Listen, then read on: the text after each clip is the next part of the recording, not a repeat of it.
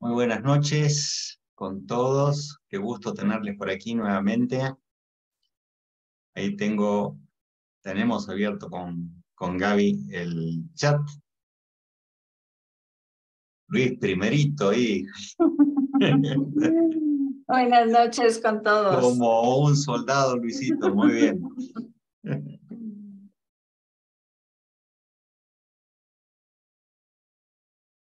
Ya mismo van a poder ellos dar el webinar, Pablito, en vez de nosotros. Sí, Luisito, yo Ajá. tranquilo le doy para que lo hagan.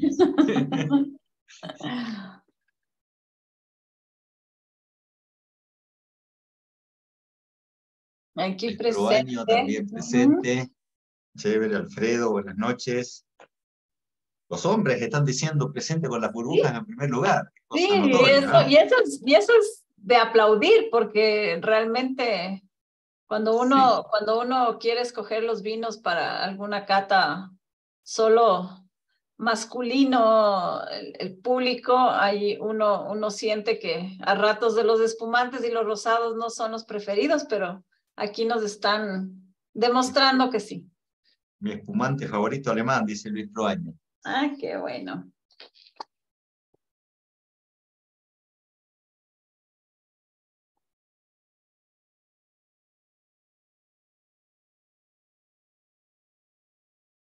Muy bien.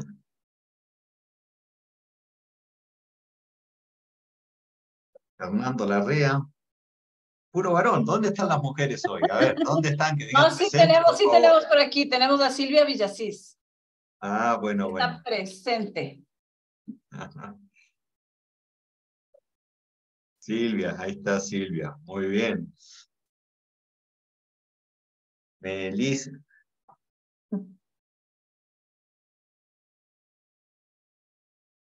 Muy bien, muy bien.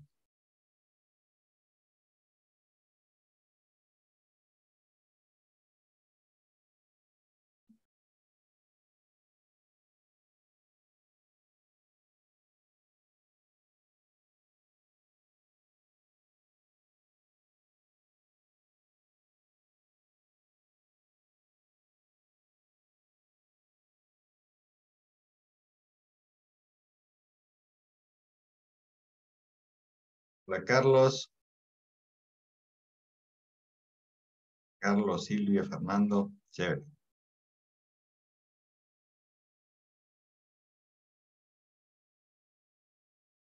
Muy bien. ¿Qué dice, amiga? Haciendo honor a la La puntualidad que nos puntualidad, caracteriza, así es.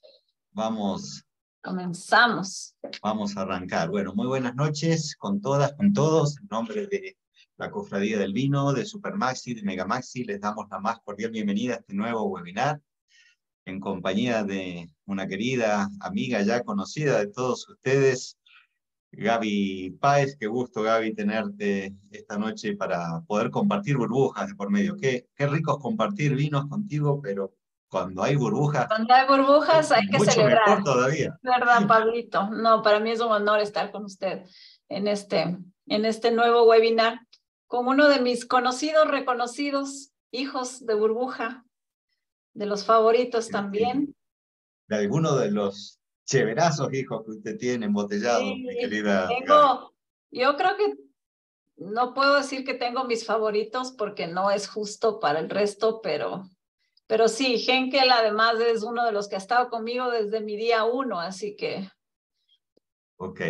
¿Y qué especial para esta época, ¿no? de verano, donde al De menos acá en la calor. sierra, con el calorcito, se está pensando en la playa, en las vacaciones, unas burbujas caen de maravilla. Debería ser uno de los primeros elementos a empacar cuando A uno está empacar, es pensando ahí en... verdad.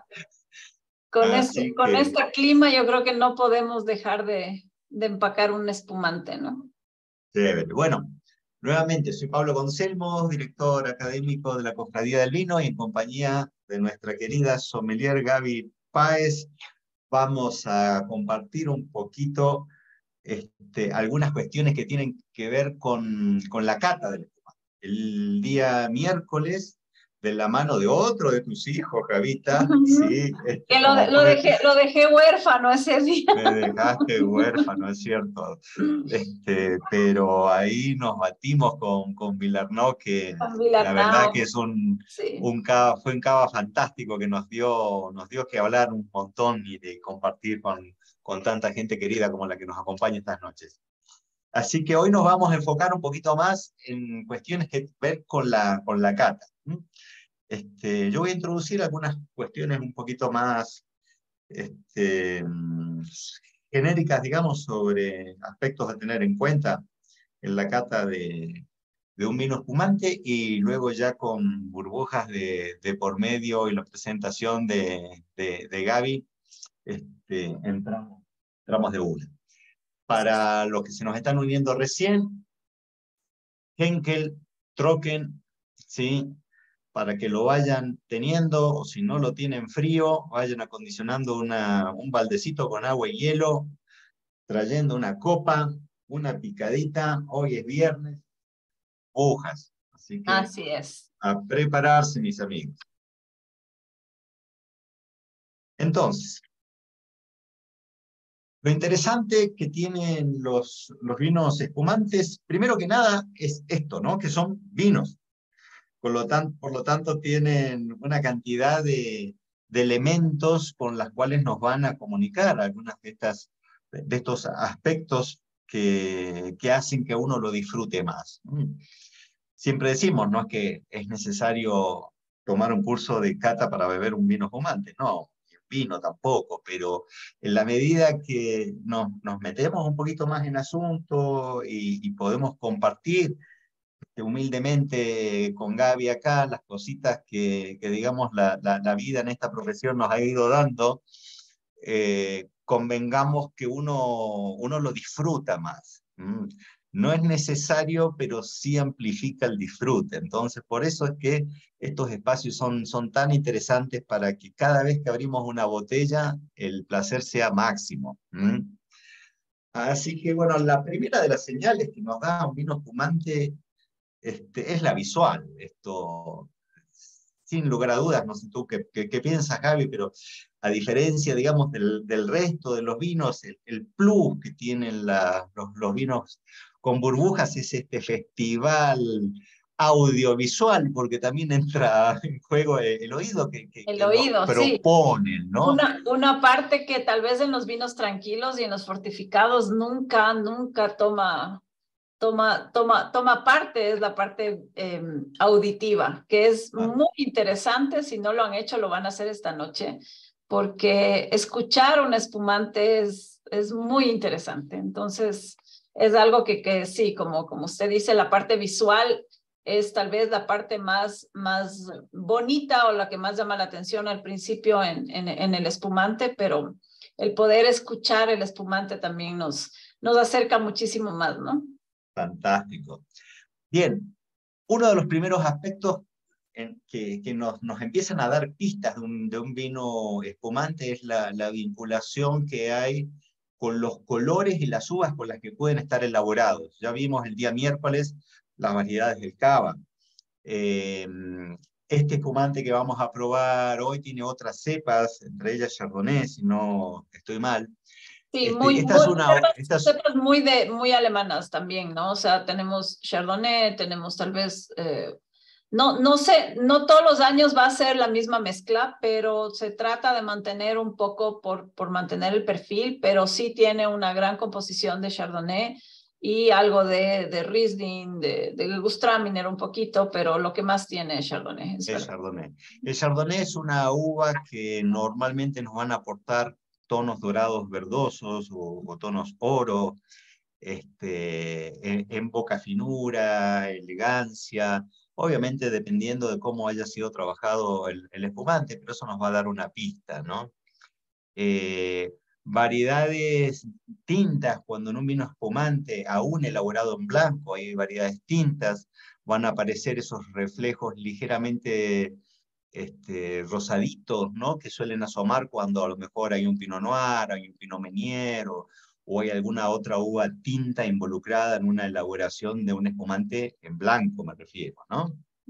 Entonces, pero vayamos al punto de que les hablaba al inicio, ¿no? Y que involucra tanto a la vista como al oído, el tema de la efervescencia, ¿no? Es como la característica central que vamos a tener en todos los vinos con gas, sean cavas, sean sec, sean champán, sean prosecos.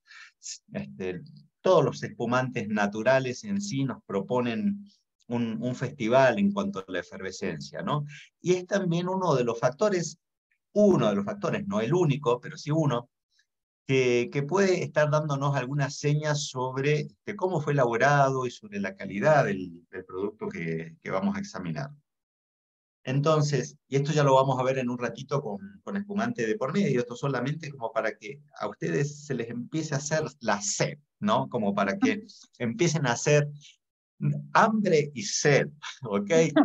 Entonces, lo primero que vamos a hacer el rato que con Gaby servamos el espumante va a ser examinar la espuma, ¿no? ¿Qué características tiene, ¿no? La espuma puede ser cremosa, puede ser burda, es decir, puede ser gruesa, puede ser fina, puede tener un color blanco y limpio, puede estar ligeramente sucio. Ya vamos a ver que lo que ocurre inmediatamente es que se vayan formando cordones o filitas de burbujas que se van a ir formando en la copa, y que en cuanto mayor sea el número y menor el tamaño, en general eso nos está hablando de una mayor calidad, de una toma de espuma. No me voy a meter con temas de elaboración hoy, que ya los vimos el miércoles, para no aburrirles, pero una toma de espuma a baja temperatura, temperaturas controladas, hace que la burbuja se integre mejor y sea de menor tamaño. El desprendimiento que tenga, bueno, eso muchas veces va a tener que ver también con la temperatura de servicio, ¿no? Si las temperaturas son elevadas, obviamente el desprendimiento va a ser todavía mucho más impetuoso que si servimos correctamente a la temperatura un espumante. ¿Qué más? Vamos a apreciar que en la parte superior de la copa se van a ir formando como pequeñas islitas que se forman en la superficie, ya lo vamos a visualizar mejor, y esto está vinculado también con la persistencia, de igual modo la formación de la corona, esta suerte de coronas o de collarcitos de burbujas que se forman en la parte superior, también es un indicativo de calidad. Acá, por ejemplo, hay algo que a veces no se tiene presente, que es la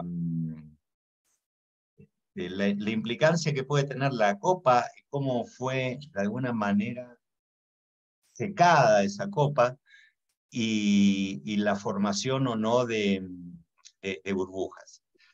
O de qué características tiene esta formación de burbujas. Por ejemplo, acá pueden ver, la primera es una copa de control secada simplemente al aire.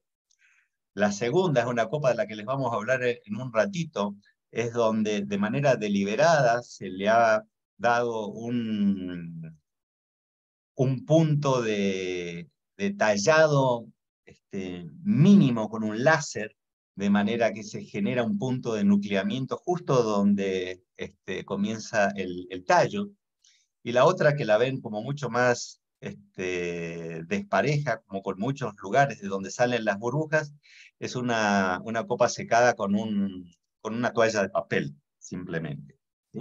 Eso nos deja una cantidad de fibras adheridas que generan puntos de nucleación de las burbujas y generan un desprendimiento a veces desparejo o un poquito impetuoso. Ya voy a volver un poquito sobre ese tema. Pero estas burbujas cuando revientan, cuando explotan en la superficie, se desintegran, nos empiezan a transmitir esas características aromáticas que van a estar vinculadas justamente con las uvas con las que haya sido elaborado el vino espumante, ¿no? Entonces ahí uno puede tener una idea si estás ante un espumante joven o un espumante maduro, según esos aromas vengan del lado de las flores, de las frutas frescas, de una hierbita recién cortada, o que sean más frutos secos, miel, panetone, mantequilla, ¿no? Estas características que normalmente uno las vincula más a un espumante que ha tenido una maduración sobre sus días, un contacto con levadura más prolongado. Ni mejor ni peor, diferente, pero la nariz ya nos puede empezar a dar esos indicios. Luego, al igual que hemos visto como en los vinos, es la misma situación, ¿no? Un espumante va a tener un ataque, un primer contacto en la boca, ¿sí? Una evolución en donde se van a precisar con mucha más definición los aromas y un final de boca. Algo interesante a prestar atención en la boca es que la efervescencia no solamente la vamos a apreciar en la fase visual, porque puede haber algunos espumantes por una copa mal faginada, porque quedó algún rastrito de detergente, por diversos motivos a lo mejor no muestre una cantidad importante de burbujas, pero eso no quiere decir que las burbujas estén ausentes, y uno en la boca va a poder apreciar esa caricia que a veces nos ofrecen los vinos espumantes con el desprendimiento de burbujas a nuestra temperatura corporal, en la boca, ¿sí? Entonces, esa boca puede ser fresca, puede ser un poquito más untuosa, también en función del tipo de espumante con el que nos estemos topando. Ahora, muchos de ustedes se preguntarán cómo se forman las burbujas. Obviamente, desde el punto de vista de la elaboración, ya hemos visto que se forman producto de una segunda fermentación, que puede ser en botella o en tanque. No voy a volver a insistir en ese asunto. Pero una vez que el vino es embotellado, ¿sí? Se genera un equilibrio, digamos, entre el gas que está disuelto en la botella y la presión que queda en la cámara que hay entre el tapón y la superficie del vino, ¿sí? El rato que uno descorcha y sirve en una copa, esas fibritas que pueden haber venido del paño que usamos para faginar la copa, de la servilleta de papel o simplemente del ambiente, digamos, porque la copa quedó en el armario, y hay microfibras como estas que están viendo en la pantalla, ¿sí? Muy, muy finitas y largas, normalmente suelen ser de glucosa, ¿sí? ¿Y qué hace? Generan que como si fuera una caña, una bombilla, como la que la Argentina usamos para el mate, ¿no? Pero permeable en este caso, el gas se infiltre hacia adentro, ¿sí?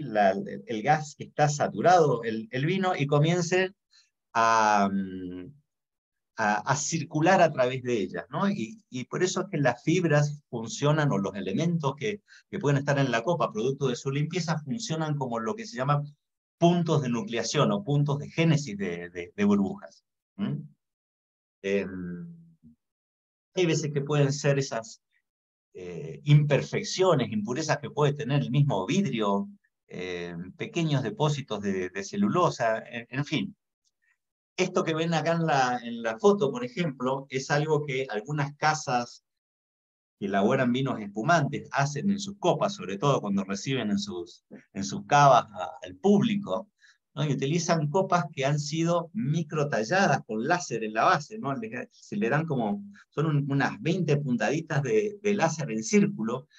Entonces, el rato que uno sirve el vino espumante, esos puntos de imperfección que han sido tallados por láser en el fondo de la copa, funcionan como magia, ¿no? Y cada uno de esos puntitos genera puntos de nucleación y un espectáculo visual extraordinario, ¿no? De allí que el diseño y la calidad de la copa que utilicemos también sea muy importante en la experiencia que uno tiene cuando va a probar un vino espumante, ¿sí? Hay que tener en cuenta que hay parte del gas que se pierde por desgasificación sin pasar por el estado de burbuja. Esto, por ejemplo, ha dado lugar a ciertas controversias.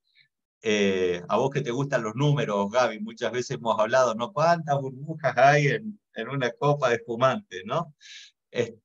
Durante mucho tiempo se hablaba de 15 millones, pero ahora hay estudios nuevos que dicen que esos anteriores no contemplaban este tema de la desgasificación y hablan de 1 millón. En definitiva, sea 1 o sea 15, lo cierto es que el Millones. espectáculo que nos brindan es maravilloso. y qué bueno poder disfrutarlo con una buena copa. ¿Mm?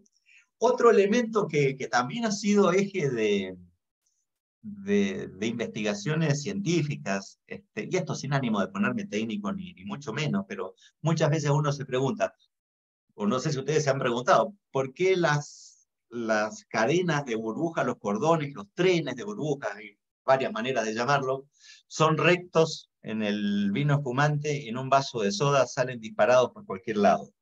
¿Ah? ¿No se han preguntado eso? Y hay una explicación para el asunto, ¿no? Los vinos espumantes, otras bebidas con gas, también como pueden ser las cervezas, tienen tienen una cantidad de elementos surfactantes, digamos, que son un poquitito aceitosos, como para que ustedes se hagan una idea, y que particularmente están compuestos de esas moléculas aromáticas que nos dan la gracia en el vino espumante. Pues esas sustancias que son ligeramente densas, ligeramente aceitosas, van como tapizando la burbuja en la medida que va saliendo, le van otorgando como cierta estructura, que en el caso de las burbujas del espumante tienen cierta plasticidad, ¿no? Entonces eso va generando un vórtice, ¿no? Como vieron cuando uno va en avión y ve en la turbina o en las alas, como va pasando el aire. Bueno, cuando una burbuja va saliendo, va dejando como una suerte de estela, que conforme sea la estructura esta que está tapizada por estos elementos que componen el aroma, le dan cierta estabilidad y hacen que cuando migren hacia arriba no se desordenen. En los productos que, como la soda, no tienen estas sustancias, no tienen esta capa, digamos, que de alguna manera le dan resistencia, y es por ello que salen disparadas para cualquier lado, ¿no? Esto es algo que, en particular, que nos ofrecen los vinos espumantes y que no nos los ofrecen a veces otro, otro tipo de bebidas, ¿no? Hasta cerca de 30 burbujitas por segundo pueden llegar a salir en un vino espumante desde cada uno de estos puntos de nucleación de los que les estoy hablando. ¿Sí?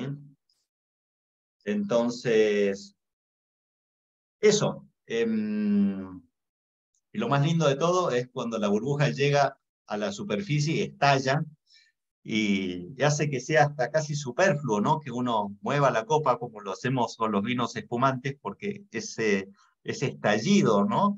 Dispara unos cuantos metros por segundo, digamos, las moléculas aromáticas, y nos bañan por poco la nariz con esos aromas tan ricos que tienen los espumantes para regalarnos, ¿no? Entonces, examinar una copa de vino espumante nos puede dar muchas pistas sobre la edad del vino, si es un espumante joven, si es un espumante maduro, sobre La elaboración. la elaboración, sobre el aroma, ¿no? Porque si uno ve esas cadenitas de burbujas, dicen, bueno, acá hay mucho componente aromático que nos está permitiendo establecer estas columnitas de burbujas que se dirigen hacia la parte superior de la copa. En fin, una serie de pistas que ahora en un ratito la vamos a experimentar de la mano de Henkel. Así es. ¿Ya? ¿Me toca o va a seguir? No, métale nomás. ¿Ya? Bueno. Bueno, como siempre, comenzamos un poquito contando sobre la bodega. En este caso, Henkel, que ya no es un desconocido, creo que la mayoría de gente que nos acompaña el día de hoy reconoce ya la marca, sabe muy bien que es uno de los espumantes alemanes súper reconocidos, que es burbujeante desde 1856, donde comenzó toda la historia de Henkel gracias a Adam Henkel, que fue quien comenzó esta idea de hacer espumante en Alemania cerca del río Rin, que es lo que además favoreció el poder distribuir nuestro producto al resto de Europa y poder hacer que la gente conozca y reconozca que Alemania es realmente un país que puede brillar gracias a su producción de espumantes, que además es el país de mayor consumo en el mundo de espumante. Eso también a veces llama mucho la atención cuando yo cuento, porque dicen, bueno, Alemania, un país que uno siempre tiene la idea y que además geográficamente está bastante más hacia el norte, más frío que otros países europeos, termina siendo un país muy consumidor de un producto que generalmente se lo toma muy frío, ¿no? Y bueno, es un poco la costumbre, la tradición de los alemanes. Se calcula que cada año se consumen más de 10 millones de botellas en Alemania, ¿no? Y son grandes exportadores también, sobre todo al mercado norteamericano, que es también un consumidor muy alto de espumante. Bueno, esta es nuestra bodega que ya todos deben identificar. Esto es algo muy interesante porque y esto lo podemos contar con Pablito, en el concurso del mejor sommelier, hay una fase final De reconocimiento de imágenes. solo de reconocimientos de imágenes de bodegas súper tradicionales y de lugares muy reconocidos del mundo del vino. Y generalmente podría aparecer en la parte ya final la imagen de Henkel, que es algo que no se puede uno confundir. Es uno de los íconos de Alemania en producción de espumantes, ¿no? Y por adentro, que también es una joya arquitectónica.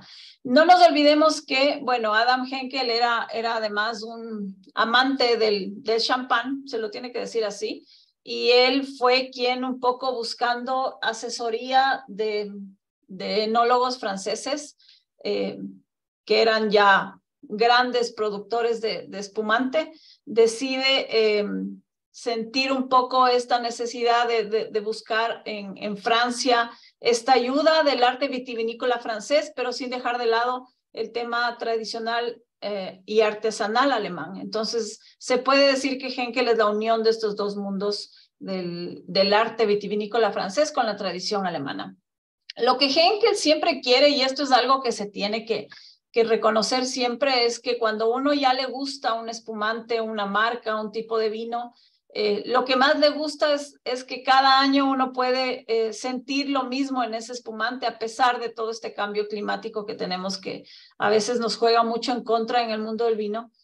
Pero la idea es todos los años, si es que me gusta Henkel Trocken, todos los años que yo descorcho un Henkel Trocken sabe igual. Esa es la idea de poder tener esta consistencia, y realmente para Henkel hacer el espumante es un arte, y lograr este blend o esta mezcla inicial del vino base para llegar a tener lo que tenemos siempre en la botella es realmente un trabajo importante, ¿no? Exportamos a más de 100 países. La idea es disfrutar siempre de la misma calidad de Henkel, y muy orgullosos podemos decir que desde 1856 al 2014 fue cuando conmemoramos las 1.000 millones de botellas vendidas. Entonces, esto sí es realmente algo que se festejó, y que lo podemos decir con mucho orgullo, que es uno de los espumantes más vendidos a nivel mundial. Hablemos un poquito del método Charmat, porque ya sé que el miércoles con otro de mis hijos se habló mucho del método Champenois, que fue el Cava Villarnau. Y bueno, el método Charmat es el método que no hace fermentación dentro de la botella como el método Champenois, sino dentro de un recipiente. Pero ¿cómo nació este método? Hasta finales de 1800, el método clásico, que es el método Champenois, era el único utilizado para la elaboración de espumosos. En 1895, Federico Martinotti ideó un método de producción caracterizado para ¿qué? Tener un costo más bajo, para poder disfrutar mucho más todo el resto de gente de espumantes y no tener que pagar tan alto por un champán, y que se tenga también un tiempo de producción menor, porque no nos olvidemos que en champán, por ejemplo, el mínimo es 15 meses. Entonces, es un método costoso y muy largo.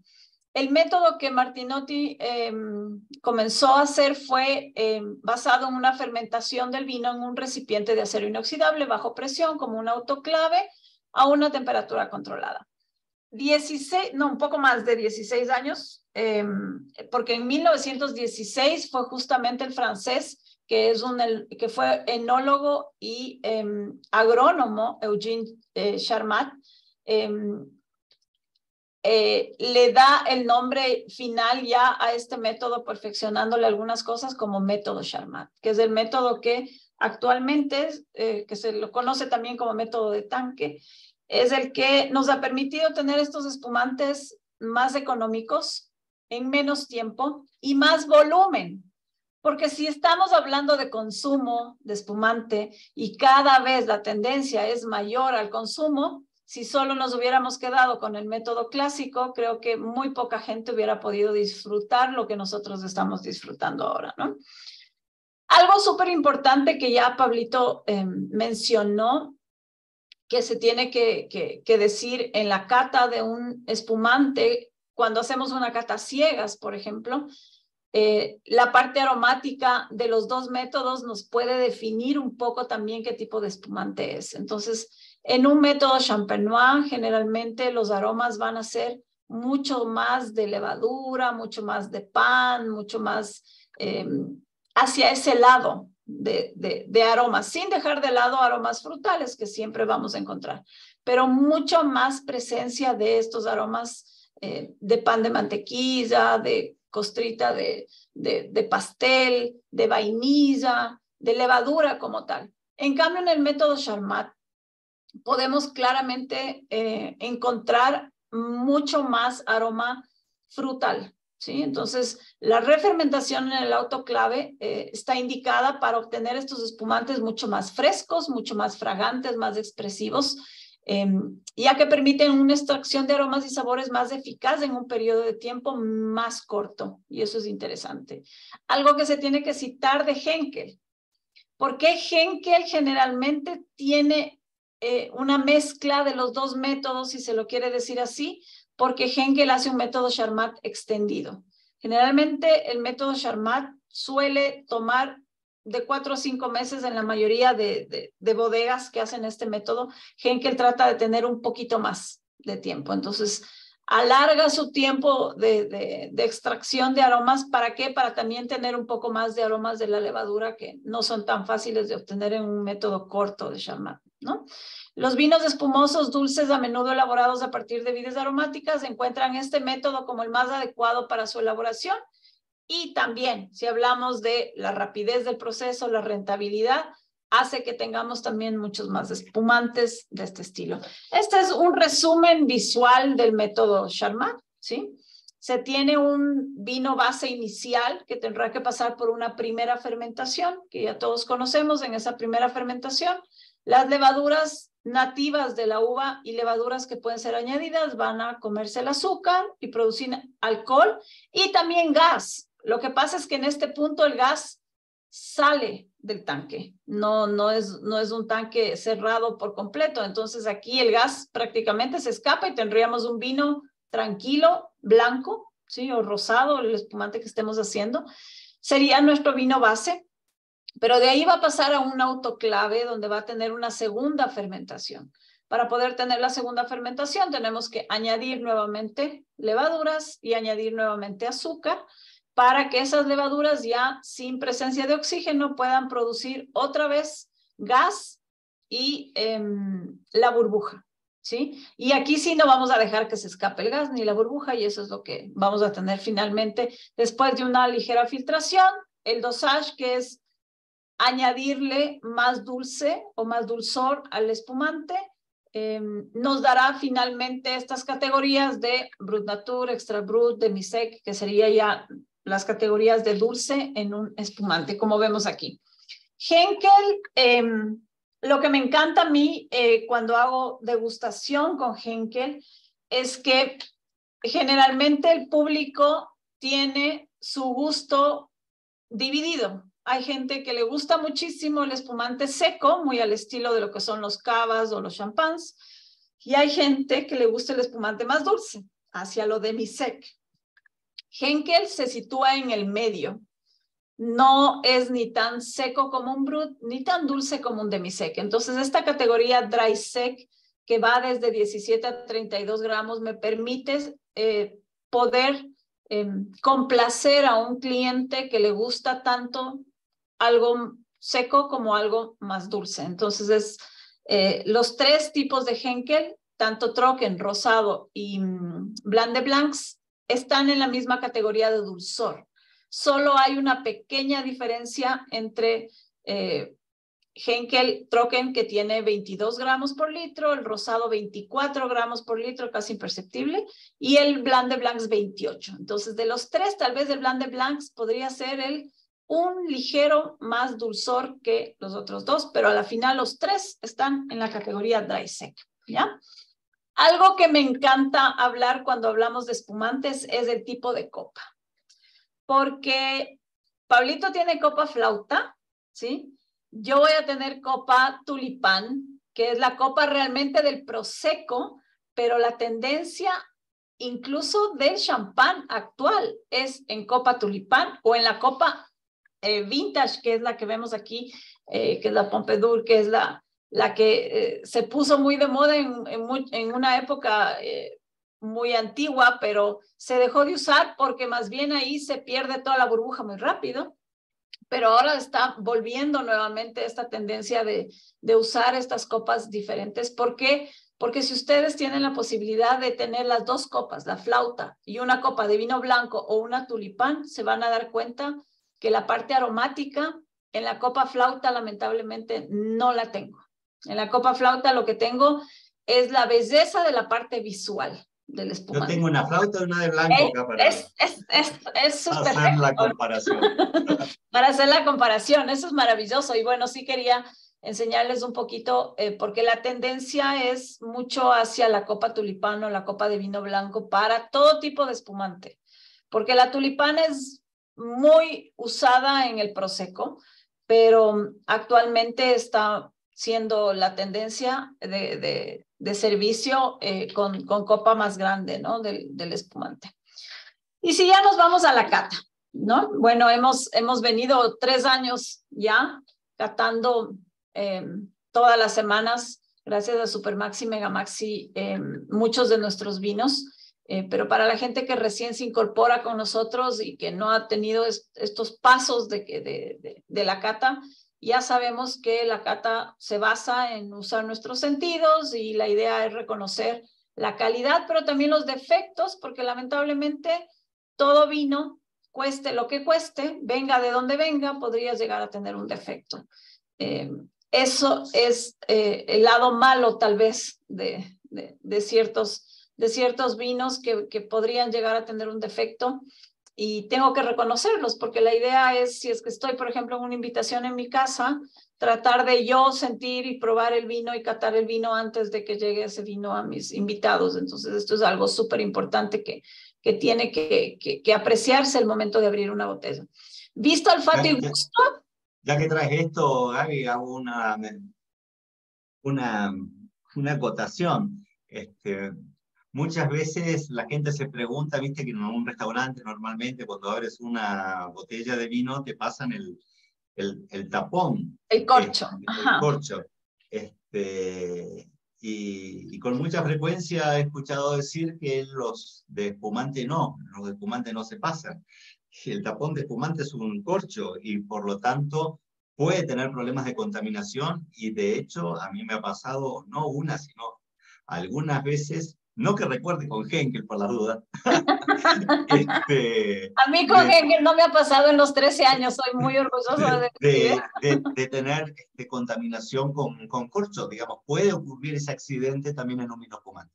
Sí, y el corcho es súper importante que el momento de salir, sobre todo en cava y en champán, que son de más larga duración en la botella y que generalmente podemos guardarles un poco más de tiempo, es súper importante analizar cómo sale el corcho, porque el corcho debe formar un hongo, no debe quedar recto, porque si no... Qué lindo está el de codorniz del miércoles, lo tengo acá todavía, mirá. Ajá, muy bien. Entonces, hablábamos de los sentidos, visto, olfato y gusto, es lo que usamos. Perdón, de Villarnó, ¿qué dije? Estoy hablando tonteras, de Villarnó.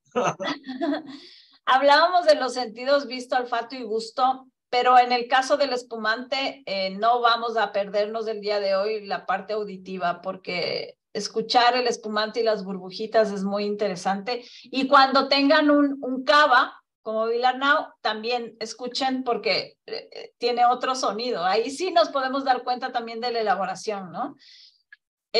Visualmente, si queremos resumir lo que es una cata, ¿sí? Mirar, oler, probar y pensar. Y la parte de pensar tiene que incluir tanto mi apreciación personal como si ese vino encaja dentro de la categoría que está de precio y de gusto y de origen y de todo lo demás, porque a la final eso es lo que uno califica en un concurso, por ejemplo.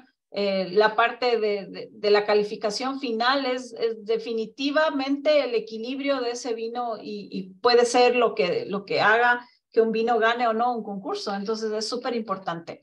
Bueno, en la parte visual ya hemos hablado muchas veces, pero lo vamos a recordar así rápidamente.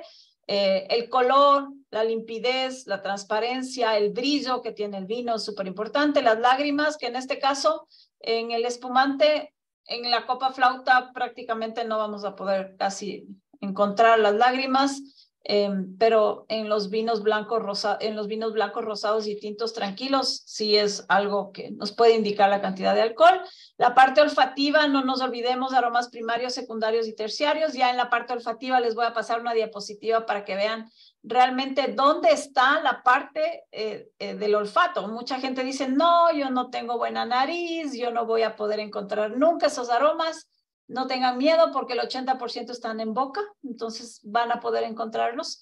Y la parte gustativa. Y en la parte gustativa, tal vez la primera sensación que uno tiene en boca es si es dulce o es seco, ¿ya? Si es ácido, si es salado, si es amargo. Las sensaciones de cuerpo, de peso, los taninos en el caso del vino tinto, el equilibrio, ¿sí? A veces uno dice, bueno, ¿y cómo voy a poder definir un equilibrio de un vino? Lo van a poder hacer. El rato que ya comiencen a practicar un poco todo el resto de la cata, van a poder decir si ese vino es equilibrado, si es armonioso, el retrogusto, que también es súper importante, el final del vino, cuánto tiempo tengo el recuerdo del vino en boca, ¿ya? En la parte visual, bueno, como ya Pablito explicó con un gráfico mucho mejor, la parte visual de la burbuja, ¿sí? Esta hilera, este rosario, esta cadena que sube de burbujas es muy, muy, muy importante. Y la corona que se forma en la parte de arriba, que es esta espumita blanca, que es también importante.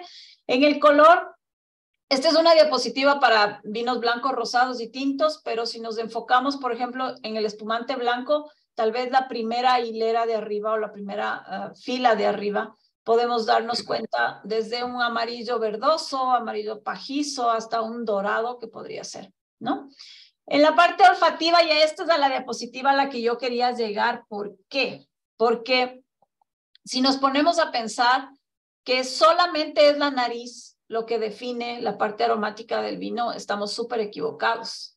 A la final, cuando uno tiene el vino en boca y mete aire, puede tener la parte retronasal, que es súper importante. Muchos de los aromas del vino son retronasales, no son de la parte nasal solamente. Entonces, esto de la parte olfativa, ¿de qué depende? Bueno, estas son moléculas, ¿sí? Pequeñas moléculas o agrupaciones de átomos de carbono, ¿sí? Que se van a ir produciendo en la uva cuando la uva está madurando, ¿sí? Y después hay otros compuestos moleculares que también van a producirse en la fermentación alcohólica, en la fermentación maloláctica, si es que el vino pasó por maloláctica, y después en el envejecimiento del vino en barrica, en botella o en el caso de los espumantes, en todo este proceso de elaboración que tuvo el espumante, ¿no? Estos aromas ya sabemos que son los aromas varietales, o primarios, que vienen asociados solamente al tipo de uva o a la mezcla de uvas. Los de fermentación o de elaboración asociados a toda la respiración microbiológica, como Pablito dijo hace un momento, no es cuestión de meternos ahorita ni en biología ni en química, pero a la final Eso es el vino. Muchos de los procesos por los que el vino pasa son químicos y biológicos y físicos, y es importante, ¿no? Entonces, la levadura, las bacterias, todo va a terminar formando también otros compuestos aromáticos, y ya la parte de aromas de bouquet, que es cuando ya son aromas del envejecimiento, derivados de el rompimiento de los compuestos químicos a lo largo del tiempo, gracias a la temperatura, al oxígeno, y lo que también podría llegar a ser un defecto. Porque si tenemos un vino en un lugar extremadamente caliente, el defecto que va a pasar ahí va a ser aromas tal vez como de una verdura cocinada, o si tenemos un vino donde el corcho no estuvo cerrando bien, un exceso de oxígeno, que en su pequeña cantidad es bueno, a la final va a terminar haciendo un aroma que no es el que yo quiero, ¿ya? Entonces todo eso nos ayuda. Lo que yo siempre digo, qué bonito es ver los aromas del vino así visualmente, qué difícil es encontrarlos en una mezcla, y ahí es donde viene todo lo que tenemos que aprender a poder definir en un líquido en donde hay muchos aromas, poder encontrar cada uno. Pero esto es definitivamente de práctica. Para los que ya estén metidos en este mundo del vino, esto es algo que puede ayudar muchísimo, estas ruedas de aromas que actualmente se pueden conseguir o comprar o fabricar incluso, en donde tenemos las familias aromáticas, de las que ya hemos hablado muchísimo, las familias frutales, las florales, las vegetales, las minerales, las especiadas. Dependiendo del tipo de vino vamos a tener. Incluso aquí en esta rueda aromática están aromas de defecto, ¿sí? Entonces, aromas, por ejemplo, como a cebolla, como maíz, como azufre, que terminan siendo defectos que nunca vamos a querer que tenga nuestro vino, ¿no? De todos estos aromas y de todo lo que hemos hablado, podemos ya después definir la tipicidad de cada variedad, dependiendo del lugar del mundo donde esa uva está plantada. Aquí tenemos, por ejemplo, un Sauvignon Blanc de Chile, muy cítrico, muy manzana verde, muy grosesa, muy pasto, ¿no? Y igual un Cabernet Sauvignon. No podemos dejar de lado la parte del sabor, la parte gustativa. Para quienes no se acordaban, esto es un gráfico típico de colegio que siempre nos han enseñado, donde en la lengua sentimos cada uno de los sabores, ¿no? Entonces, en la punta de la lengua es lo dulce, después viene lo salado a los lados, lo ácido hacia atrás y los costados, y lo amargo muy al final de la lengua. Pero siempre hemos hablado de los 4 sabores, ¿sí? Lo dulce, lo salado, lo ácido y lo amargo. Pero no hay que dejar de lado, y en el mundo del vino es tal vez muy importante el umami, que es el 5º sabor, y para mí realmente no lo categorizo como sabor, a pesar de que se lo define como sabor, sino más bien como una sensación en boca, una sensación de peso, de que eso ayuda a potenciar otras cosas, y algunos productos o alimentos que tienen umami, que me pueden reconocer en boca el umami, son los espárragos, el tomate, el queso parmesano, la salsa de soya, los champiñones, que además terminan siendo productos complicados de maridar. A veces nos rompen la cabeza a los sommeliers con estos productos, los chefs. ¿Por qué? Porque son productos que pueden potenciar cosas en el vino que no son tan agradables, ¿ya? Entonces, a veces sí se nos complica, por ejemplo, un plato que tenga exceso de tomate o de salsa de soya para que haga el maridaje y el equilibrio con un vino. Pero algo que se tiene que reconocer, cuando no encontramos un maridaje perfecto con alguno de los vinos tranquilos, sin burbuja, el espumante es un comodín que me puede ayudar en momentos complicados de maridaje. Entonces, esto también es algo súper importante, ¿no? Y de ahí pueden venir todas estas expresiones que ahora ya todos podemos utilizar para definir el vino, ¿sí? Es un vino intenso, es un vino delicado, es concentrado, tiene la acidez crujiente, es expresivo, tiene el cuerpo medio, tiene taninos sedosos, tiene final largo. Ya todo esto hemos venido utilizando en estos 3 años, en estos webinars, y vamos a seguir aprendiendo, ¿ya? Pero como sabe decir Pablito, ya estamos listos para catar. Entonces, nos vamos. A abrir se ha dicho. A abrir se ha dicho. ¿Quién tiene en casa? Hay que nos cuenten, por favor. Espero que muchos nos acompañen con Henkel a hacer la cata hoy noche.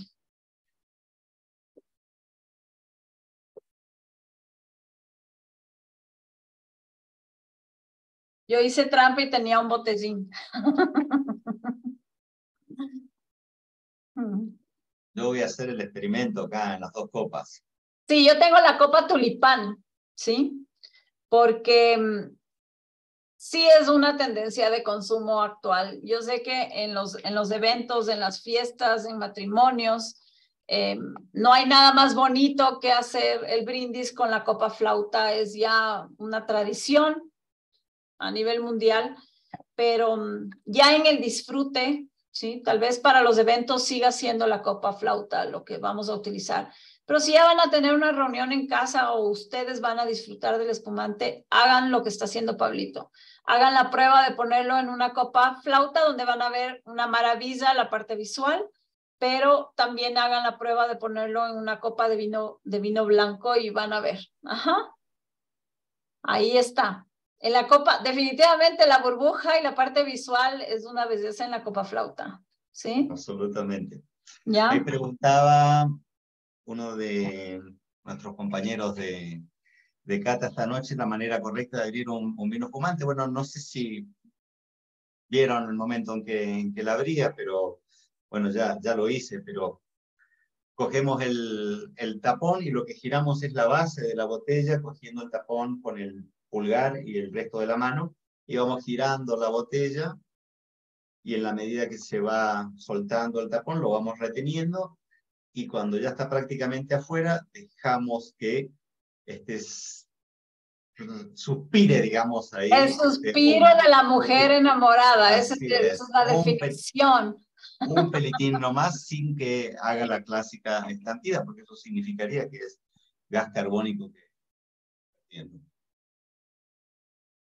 Sí, además siempre el cuidado, ¿no? La presión que existe dentro de la botella es de 5 atmósferas y eso es muy fuerte. El momento de salir ese corcho puede lastimar a alguien, así que siempre con mucho cuidado el momento de abrir el espumante.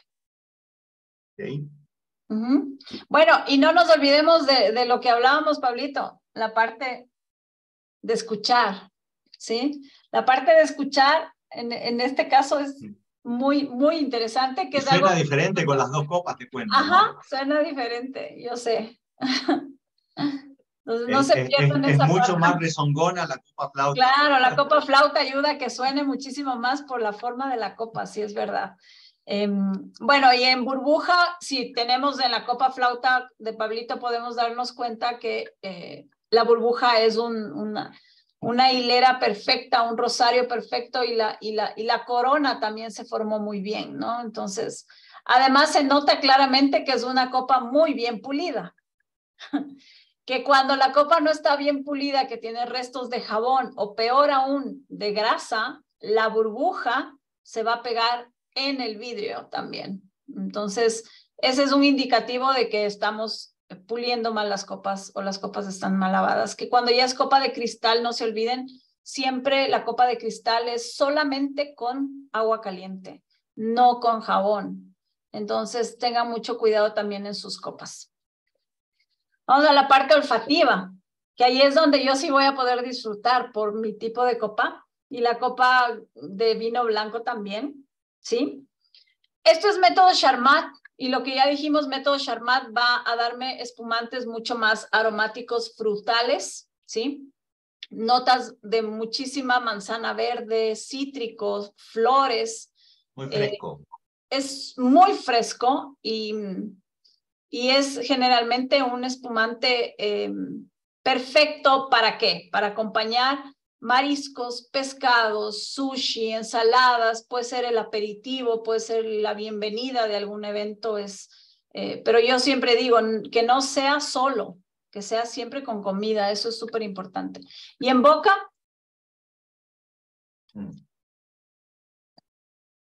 la acidez así crujiente, ¿no? La acidez chispeante que generalmente tiene Henkel-Trocken. Es lo que a la gente le encanta de Henkel-Trocken. Este espumante que no es ni tan seco ni tan dulce y que es perfecto para acompañar. Yo aquí en la diapositiva está solamente comida de sal, pero generalmente me gusta también para acompañar postres, porque si el postre incluso es demasiado dulce, podría ayudarme a limpiar el paladar del postre y poder seguir disfrutándolo. Entonces, para mí esto yo lo defino siempre como fresco, frutal, súper equilibrado, muy rico en acidez, con notas frutales, manzana verde, y eso es lo que generalmente a la gente le encanta de Henkel, que se comporta así. Un Es equilibrio entre el muy dulzor y la interesante. acidez fantástico, ¿no? En la boca, aparte de la manzana, de todas esas notas cítricas, frescas que comentabas, me viene una sensación un poquitito más frutal, ¿no? Como de pera, de toquecito de durazno, incluso, muy rico, muy Sí, equilibrado. es muy equilibrado. Para mí este es uno de mis hijos que nunca fallan. Esa es la Había una ventaja. preguntita ahí en el chat respecto de la metodología para lavar las copas y consultaba sobre lavarlas con agua caliente y vinagre en una proporción de 90-10. El agua caliente sí, el vinagre definitivamente no. Ajá. El vinagre, más allá de que es volátil, dependiendo lo que utilicemos, nos va a dejar olor en la copa, entonces el vinagre definitivamente no para limpiar la copa. Lo que sí puedes usar es una proporción de agua con un alcohol que solo tenga, digamos que esté desnaturalizado con agua desionizada o que no tenga mentol, que no tenga alcanfor, que no tenga ningún elemento que nos pueda dejar algún aroma indeseable en la copa. Ahí hay Ajá. que chequear el alcohol que uno El compra. De alcohol, hecho, en sí. Supermaxi y Megamaxi hay alcoholes que no tienen mentol, que no tienen Ajá. alcanfor ni ningún Que son elemento. como neutros, sí. Entonces hay que leer la lista de los ingredientes que diga alcohol, agua desionizada, pero que no diga ni alcanfor, ni mentol, Ah. ni ningún ol que no sea alcohol. Sí. Sí, hay una pregunta, ¿qué diferencia tiene este con el Prosecco? Bueno, primero país de origen, sí, Prosecco es de Italia, esto es Alemania, en Alemania al espumante se lo llama Sekt, con K, Sekt. La diferencia, bueno, Prosecco y en este caso Henkel usan mismo método Charmat. Va a ser un espumante bien fresco, bien frutal, el Prosecco también. La diferencia viene no solo por el origen, que es entre Italia y Alemania, pero también por la uva. En este caso se usan uvas muy al estilo entre alemán y francés, en el caso de Henkel. En el caso de Italia se utiliza para el Prosecco la uva glera, que es la uva típica de Véneto, donde se hace el Prosecco. Entonces, sí hay diferencia, pero yo creo que Henkel es lo más similar, si hablamos de otros espumantes, hacia lo que es un Prosecco, por el tipo de elaboración y por cómo se comporta. El Prosecco es así, frutal, ligero, con una acidez crujiente, muy similar. La uva es diferente, los aromas podrían ser diferentes y el origen es diferente, pero si hablamos un poco de la elaboración y de cómo se comporta en nariz, podría ser muy similar. Aquí dice, siempre se utiliza azúcar o algún tipo de edulcorante. El dosage realmente no es con azúcar granulada, es azúcar, es de un vino más dulce lo que se utiliza, no se utiliza azúcar como tal en grano, ¿no? Después, con este espumante se puede hacer mimosas, por supuesto, con Henkel se puede hacer todo tipo de coctelería, esa es la tendencia actual, todo tipo de coctelería, mimosas, por supuesto, el Aperol Spritz, que se lo utiliza con Prosecco, pero aquí no tenemos ningún problema en hacerlo con Henkel también. Tipo de chocolate que se puede maridar con este, bueno, tal vez un chocolate que no tenga un porcentaje más allá del 55, tal vez de cacao y que tenga algo de fruta, ¿sí? Incluso chocolate blanco podría quedar bien, o que tenga algo herbáceo por ahí. Sí, alguno de hierba luisa, De alguno hierba con uvilla, luisa, alguno que sí. tenga elementos cítricos de no muy alto cacao. Ajá. Temperatura de servicio que estaban preguntando por allí, unos 7 6 a 8 grados. grados, sí. Sí. O sea, aquí esto tiene que estar en refri, ¿no? Antes del evento, si no, no llegamos a esa temperatura nunca. Recordarles que Henkel Trocken es lo que estamos probando, pero la familia Henkel también tiene Henkel Rosé y Henkel Blanc de Blancs. Maridaje que ya hemos hablado, solo así visualmente este comodín que nos puede servir absolutamente para todo tipo de comida, incluso para veganos. Y actualmente Henkel, Trocken y Blanc de Blancs viene vegano ya, con certificación vegano. Me parece que el rosé, la añada que está por llegarnos ya viene también vegano. Entonces es una opción para la gente que busca un producto vegano, y para postres también considero que es maravilloso.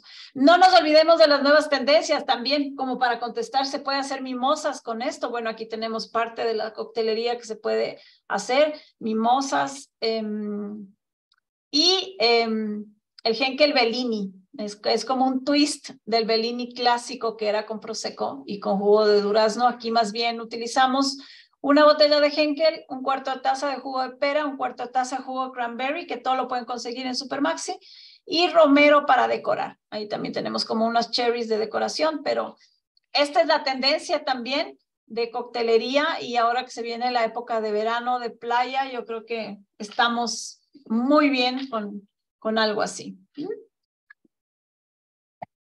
Fantástico.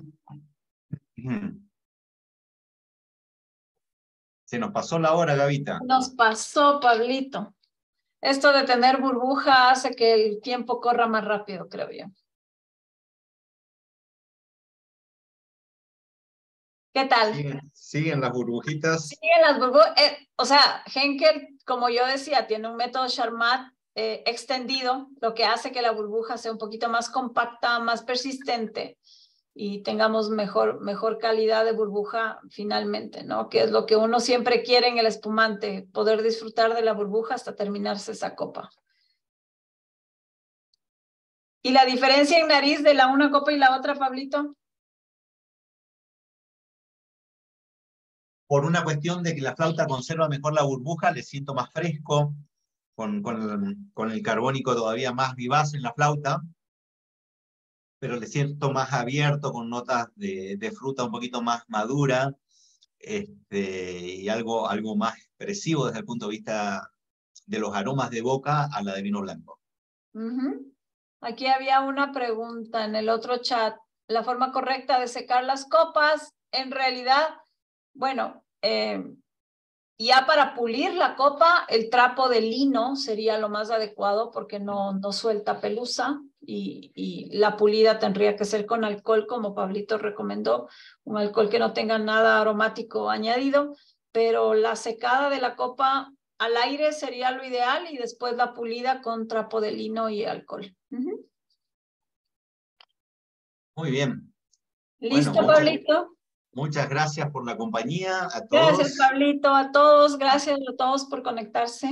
Salud, que tengan Al un Maxi también. hermoso fin de semana, que disfruten de vacaciones, los que ya están en vacaciones, y no olviden recargar una botella de Henkel para disfrutar aún más. Y Guayaquil se viene con feriado, así que a disfrutar estos 3 días que tienen. Buenísimo. Un Salud. abrazo gigante. Salud. Salud, Gaby. Salud, Pablito.